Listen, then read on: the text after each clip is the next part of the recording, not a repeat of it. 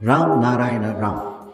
అక్కడ బియ్యం విత్తడానికి నాకు ఒక నిమిషం పడితే దేశం లేదా సమాజం కోసం తిండి సమకూర్చలేను.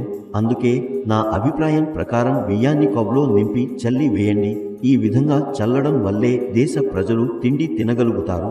నా మాటను ప్రతి ఒక్కరికి విడివిడిగా అర్థం చేసుకోవాలని చెప్పాలంటే చాలా సమయం పడుతుంది. మీరు ఏమి చేస్తున్నారు అనేది చూడడం నా పని కాదు. మీరు సమాజంతో కలిసి సమాజాన్ని తయారు చేయండి. మీరు ఏమి చేసినా నా ఆధ్యాత్మిక పని దానివల్ల ప్రభావితమవదు. ఇది స్పష్టంగా చెప్పబడింది. ఇక్కడి వివిధ సంప్రదాయాల గురువులు తమ తమ అభిప్రాయాల ప్రకారం చెబుతారు. వారు చెబుతున్నారు, అలా చూడకండి, ఇలా చూడకండి, పాపం, పుణ్యం, ఇంకా చాలా విషయాలు వారు ఒకే విధంగా మాట్లాడతారు. కానీ చెప్పడానికి పెద్దగా ఏమీ ఉండదు. ఇది చేస్తే పాపం వస్తుంది, అలా చేస్తే అన్యాయం జరుగుతుంది, పని వదిలేయండి, లోభం వదిలేయండి, ఇది వదిలేయండి, అది వదిలేయండి అని చెబుతారు. కానీ వారు దాన్ని మరోలా అర్థం చేసుకుంటారు.